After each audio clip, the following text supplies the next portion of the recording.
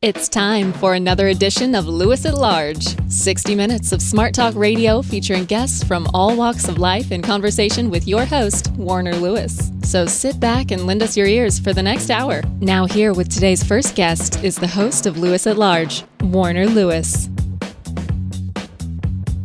Well, welcome everybody to another edition of Lewis at Large. Yours truly, Warner Lewis from the flight deck, and of course that means some more smart talk radios in your future, and this segment certainly no exception. Very pleased to have with us for the first time on this show Robert David English. He is on the faculty of the School of International Relations at the University of Southern California. Also served as the school's director from 2013 to 2016. He recently wrote a piece, Russia, Trump, and a New Détente for Foreign Affairs. English's books also include Russia and the Idea of the West, and Gorbachev Intellectuals and the End of the Cold War. So pleased to have him here. Professor English, how are you, my friend? Very good. Thanks for having me. Well, I can say this without hesitation. I am happy for you that you're going to go see your Los Angeles Dodgers on opening day. It's a family tradition going back to my parents, who were Brooklyn Dodgers fans, and followed the team out to California, more or less. So did where they? I was born. So would they have gone to Ebbets Field? They would have. They lived in Newark, New Jersey, and there was some kind of trains and trams, some kind of streetcar connections they took out to Ebbets Field in Brooklyn. And they saw Jackie Robinson and, Pee Wee Reese and all the rest of them. And now you're taking your son to Dodger Stadium. Love it. Great. Thank you. It has precious little to do with our subject matter, but why not? Let's do this. Let's give our Lewis at Large listeners, if we could, from your perspective, tell us in general, for better or for worse, the current state of the Soviet Union, and let me frame it a little bit more specific. How is its economy? How is it culturally right now? And are they better there than they were a decade ago or worse? And if so, either way, why? Okay, let's just focus on Russia, the main, country. Well, that's what I meant. Yeah, I apologize. Yes, Russia. No. There's a lot that's very Soviet-like about the country and its neighbors today. Russia, after over 10 straight years of strong economic growth, not solely but largely due to high energy prices, has now been for several years in a slump. Incomes have fallen by about a third, which is bad. Every year a little bit more with the stagnation. The sanctions that the West imposed after the fighting in Crimea and Ukraine are hurting, but it's mainly the energy prices. We saw recently protests over corruption. And those protests that broke out just a couple of weeks ago in Moscow and other cities have as much to do with these lowered living standards than corruption alone. People are fine with a certain level of corruption in Russia. In many respects, it's less corrupt, less bribe-taking, less gangster kind of extortion than there was in the 90s. But still, when the incomes are falling and they see government officials doing so well and, padding their incomes, then the anger boils over. So that was a warning sign that the domestic economic, socioeconomic situation, I won't say reaching a boiling point, but discontent is really growing. As for foreign affairs, all signs, all opinion polls say that Russian people overwhelmingly support Putin in his foreign policy, which essentially means standing up more to the West, standing up more to the United States. They have a very different view of the whole debacle in Ukraine and Crimea than we do, which is that the Crimea in particular was historic Russian territory that was unfairly, illegally snatched from them late in the Soviet period, and the people there want to be Russian, and that it was all proper to annex it and retake it. We don't see it that way by and large. We ought to at least understand their point of view, but of course that event in 2014 was what really set U.S.-Russian relations on the tailspin they've entered. And then we see the confrontation over Syria, other parts in Europe, the Baltics, and NATO. So Russia is a proud and prickly country, mostly supporting their leader, but with some serious and growing domestic problems. That's how I'd summarize it. What about, just a quick sidebar here, what about the U.S.-Soviet alliance against China, or are those three, China, Russia, United States, are they realigning against one another in different ways these days? That's a good question. It's a great question. They're in flux. And right now, today, on the front page of the New York Times, is a story about Donald Trump and especially his son-in-law Kushner as a critical back channel in relations with China and how they're sort of negotiating privately, preparing the way for this summit that's coming up between Trump and the Chinese leader. So something is changing there because they started off, of course, in a spat over Taiwan. Trump makes threats on trade and devaluing the currency and so forth. I don't know where that's going to lead, but in all likelihood, with his business interests, the Trump team and Trump himself want to see continued good relations. They just want to rebalance some of the trade in America's favor. But I don't see much willingness to sort of take on China militarily in the South China Sea. They'd like business as usual, just with more advantage for American businesses. And when you ask about Russia in that triangle, it's complicated because Russia and China have grown closer over many deals. They are, Russia is selling more energy to China. China is energy hungry.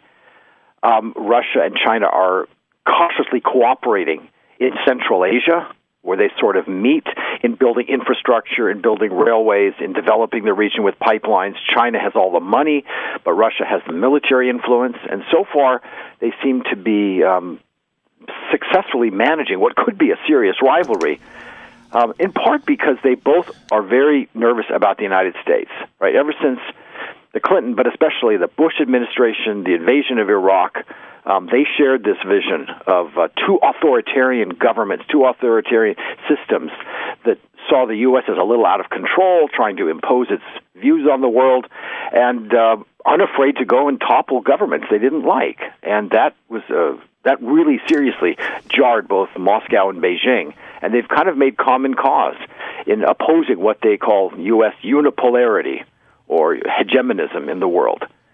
So they have rival things to, the frictions in their relations too. So I don't know where that triangle is coming out. It's not the way it was back under Nixon and Kissinger when the U.S. and China clearly drew closer in sort of uniting against the Soviet Union. Today, there's maneuvering and balancing back and forth, and it's truly a three-sided triangle. Well, as a historian, I know you would appreciate at least, and I think you appreciate the concept that we are who we were. Share with our listeners, if you would, Putin's background and what led him to the position that he's in, and if you can, in somewhat of a short form, what kinds of things happened along the way in his experience that made him and shaped his attitudes towards the West today. Yeah, that's a tall order. It's like a biography, a political biography. Yeah, the highlights, some of the highlights are well known. So he's a child growing up in Leningrad, today's St. Petersburg, which suffered horribly in the war. He lost a brother, the family, like so many others, nearly starved. And that left its imprint on all Russians, on all Leningraders or St. Petersburgers. What do I mean by legacy? Well, they're very just hyper-vigilant about their security, about their borders, about any threats from without. Don't forget, of course, the 20th century was repeated invasions from Germany or German allies. Hypersensitive, so that, for example, when we began expanding the NATO alliance towards the east in the 90s, first under Clinton, continued under Bush, continued under Obama, and now apparently continuing today under Trump, Russians react to that very badly, and to our minds, they overreact. But maybe we can understand a bit of it. We remember that the generation of leaders and rulers still very much shaped by the experience of World War II. Second, of course, what everyone knows, he was in the KGB, the spy agency. He was a mid-level agent posted abroad in East Germany, later came back, left the KGB, had some administrative posts, and then became the director of the successor agency, the modern KGB, if you will, under Yeltsin in the 90s for a short time. So many people think that a lot of his worldview is shaped by the particularly suspicious and anti-Western values of that organization. And there's probably a great deal of truth to that. But I would add a third factor, which is more purely practical. He doesn't seem to be a deeply ideological person. He seems to be somebody who's interested in his own power and image, certainly, but who at least at the outset of his presidency tried his best to do good for Russia, not just be a corrupt kleptocrat. And so his first term in office was marked by some remarkable progress in reforming the economy, bankruptcy, the banking system, private property ownership of land, encouraging investment from the West, a whole series of measures like tax reform that were really effective and that Yeltsin couldn't accomplish in 10 years, his predecessor.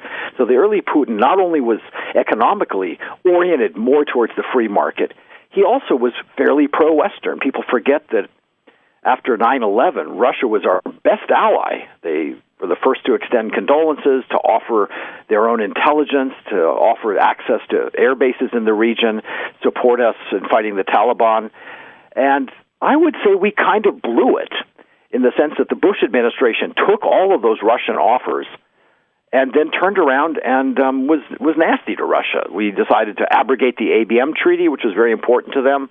We slapped high tariffs on Russia's exported steel simply to pander to votes in West Virginia, Ohio, and Pennsylvania. And we took a whole series of other measures, including another round of NATO expansion right up to Russia's borders in 2004. And, of course, the backdrop to all that was the invasion of Iraq. And it's not that the Russians loved Saddam Hussein or the Iraqis, but they're extremely sensitive, neuralgic, if you will, about precedents in international law, setting precedents, violating rules, changing the order, and they saw the United States invading another country and toppling its leader without the approval of the United Nations and against the wishes not only of Russia, but also of Britain and Germany. Don't forget, France and Germany. They were also against invading Iraq. And forget the fact that it turned into a quagmire and they were proved right and that we should have listened perhaps. We didn't need another Vietnam. We didn't need to stir up the entire Middle East the way we did. They very much don't like, same as the Chinese, one country in the world deciding that it can, topple other governments, impose its system, regime change as it sees fit. That's what I meant by, unilateralism or sort of renegade. They see us as a rogue state in some respects. And that had a big impact on Putin, right? That's early in his presidency. And so he turned increasingly anti-Western. And he turned, more prickly, pushing back against the expansion of NATO. So when NATO started preparing for Georgia's entry, he pushed back and they fought a brief war. And more recently, the Ukrainian events, which we maybe see as all about freedom and democracy and fighting corruption, they see it more as geopolitics, that we were trying to snatch away one of their allies and bring another country into NATO, and they pushed back. That's the Putin worldview. You don't have to agree with a lot of it, but it's important to understand it. You just joined us. Yours truly, Warner Lewis, from the flight deck of Lewis at Large Radio, in the middle of a good one here, talking to Robert David English on the faculty of the School of International Relations at USC. Also served as that school's director from 2013 to 2016. Recently wrote the piece "Russia, Trump, and the New Détente," amongst several other works on Russia as well. Professor English, Russia seems to be one of those subjects that we hear about a bunch for a while, and then it sort of goes away for a decade or so. Why do you think that is? Why do we have these cycles, do you think, with Russia? Some of it is just us, and we have it with other countries too. We're Americans. We rule the world. We're the most powerful. We're far away from Europe and shielded from a lot of threats and problems and currents. We live in our own safe North American island. So it's easy as Americans to not be so plugged in and constantly focused on every region of the world. If you're in Europe, if you're in, the crossroads of Europe and Asia or the Middle East, you've got to constantly be obsessed with what's happening everywhere else because it immediately affects you. For Americans, not so much. So I think that's part of our cycles of interest and disinterest. The second thing I'd say is just that Russia has waxed and waned. For the 90s, Russia basically disappeared as an international actor. And so we didn't think much about it. Some of us did. Those of us working on Russia as academics, as researchers, in think tanks, in the government, we still had to make policy. We had trade, we had arms control issues, lots of stuff. But by and large, it was low-key, it was quiet, and we weren't competing anywhere. So yeah, for the 90s, Russia kind of fell off the screen, with the one exception. When it made the cover of Time magazine, the famous 1996 presidential election, when Americans intervened to help keep Yeltsin in power when it seemed like our guy might lose out and fail to have a second term. Aside from that, we didn't pay much attention. And then comes Putin in the 2000s, and Russia is back. The economy's growing. Russia starts flexing its muscles, pushing back here and there in the world. I believe that Time magazine made him Man of the Year in 2006 or 2007, partly because he was overseeing this revival of Russian strength, the economy, pride, and partly because he was starting to push back internationally, and we were starting to see a heightened rivalry. And, of course, today, Russia's always in the news, not only because of Russia itself, but, of course, because of the Trump administration and this whole scandal. And we don't know how far it goes, but the scandal, the apparent scandal, the investigations over, was there collusion, was there some kind of coordinated attempt to help Donald Trump win the election, or was it just Russia meddling to embarrass Hillary Clinton? You know, for a long time, that's how it looked, that the whole hacking and some of the, the news, the propaganda efforts, they were fairly low level, and no one thought that Trump had a chance, even of being the Republican nominee, much less the president. So it wasn't going to stop Hillary, everyone thought. It was just going to embarrass her, weaken her. And then in the last months, my God, Trump soars to the top, he leaps ahead, and he's president.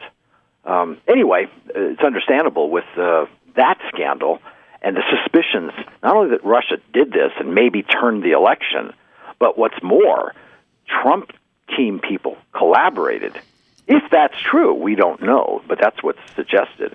Then Russia will be on our front pages for months to come. It's unprecedented. What's your and again, I know you may know a little bit more just because of your background, but what's your sense of this? What, in your opinion, and again, we recognize this is speculation only, but as of what you know today, what do you think really happened? I'm dubious until I see evidence otherwise.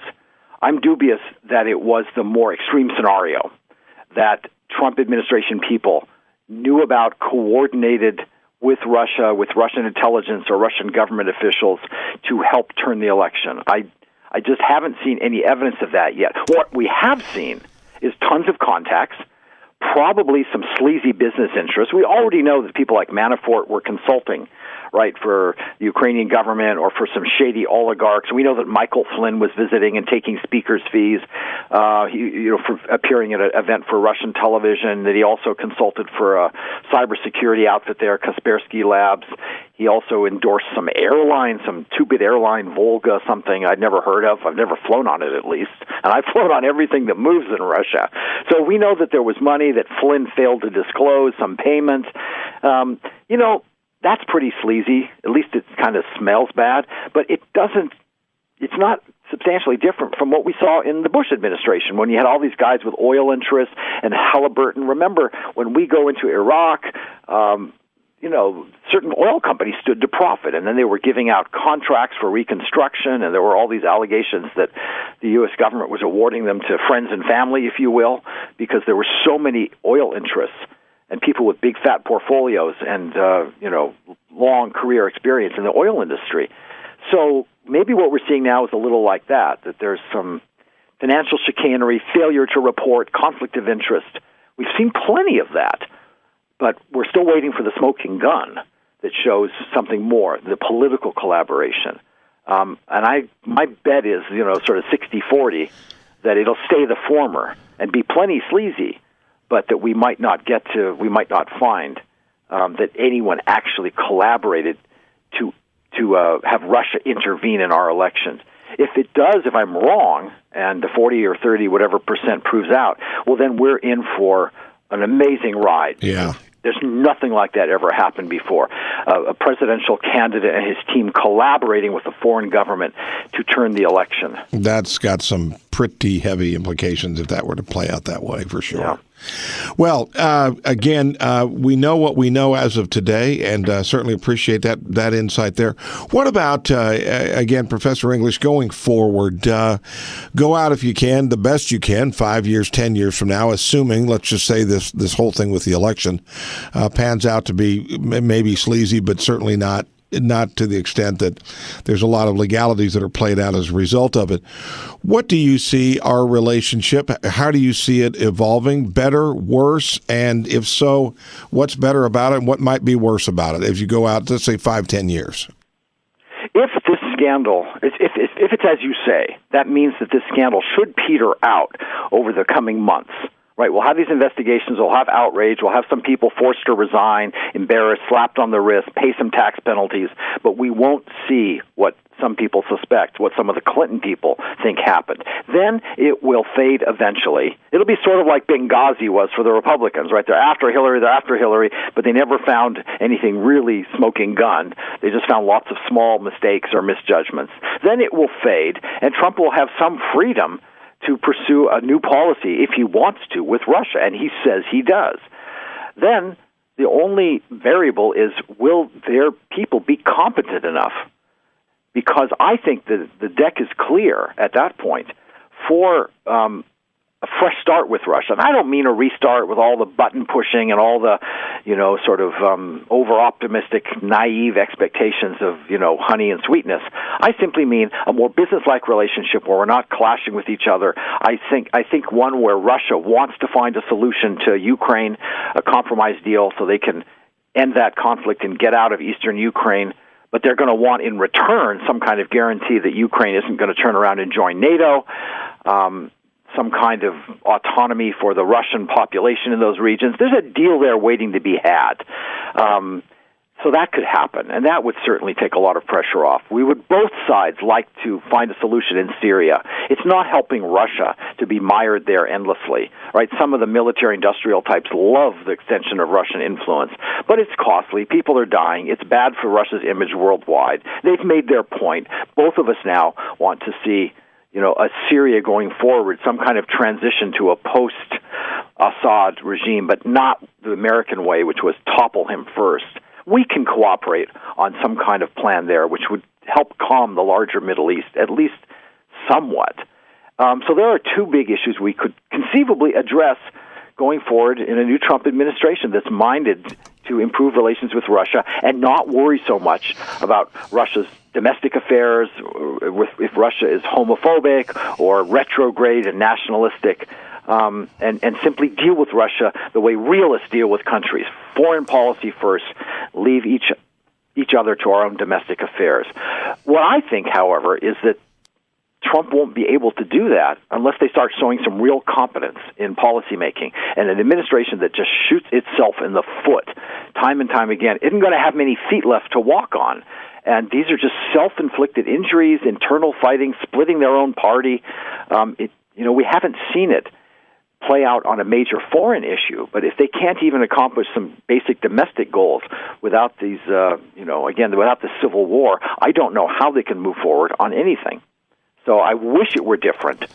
I have no great love for this administration and what it stands for and how it campaigned, but if anyone can improve Russia relations, I will, support them. I'll at least support that part of their program, even if it's Trump. Unfortunately, so far, nothing except chaos and confusion. What about, again, we'll go back to the subject, the American relationship with China. They're certainly in the process of exploring that with a new regime in Washington. Any chance that would have a negative effect on our relations with Russia? I don't think so. Because I don't think the Trump people in that new relationship with China, that new balance, whatever equilibrium they find, and they probably will, because it's all about business and money-making for both. I don't think that recalibration is going to impact Russia's interest. It's not as if the Trump people, in other words, are going to push China to cut off ties with Russia, to stop buying energy from Russia, and only deal with the West. It's not going to happen. The Chinese wouldn't do it, and the Trump people won't push them to. So therefore, China and Russia will preserve their sort of quasi-alliance. It's not an alliance. Neither one is committed to defending the other or going to war, but they cooperate on security. They cooperate on fighting drugs and terrorism. They especially cooperate on in the fight against Islamic extremism, because they both have large Muslim populations. They both have separatist or terrorist movements they're dealing with. They have a lot of common interests as major powers, but troubled with domestic problems, states in the region. So they'll continue to cooperate there. And our improving relations with China, if that's what happens 6-9 months from now, won't change China's, close but not super close ties with Russia. The three great powers, China, Russia, and the U.S., will continue to balance and maneuver without any new access of the two of them lining up against the third. That's my expectation. Well, it is a subject that is forever debatable, is it not? Yeah. Russia is placed in the world, our relationship to them, their relationships with others. We've been speaking with Robert David English, again, on the faculty of the School of International Relations at the University of Southern California. Quite an expert on the subject. Robert, how can people find out more about the work that you've done? A website or contact information? Our website is just... Well, I would go to, really go to foreignaffairs.com, where I have my piece that you mentioned at the outset on the current state of U.S.-Russia relations, how we got here, and where we might go in the future. That's the only thing I point the readers to. Of course, our School of International Relations, you can go to the website of University of Southern California. It's usc.edu, and we have several international institutes as well as our school, Allworth. I don't want to pump myself too much, but the particulars of my recent work and the details of these arguments I'm giving you, they're at the piece at foreignaffairs.com. That's where I'd start. And people going to foreignaffairs.com, or also Foreign Policy, that's another journal with a major online presence, are really good for short, punchy, clear articles that go beyond just the newspapers and help people catch up quickly on the complexity of global politics. Well, we appreciate your insights and would love to have you on again. And please go have a great time at opening day. Good luck to your team, too. All righty. We'll be back with more right after this on Lewis at Large.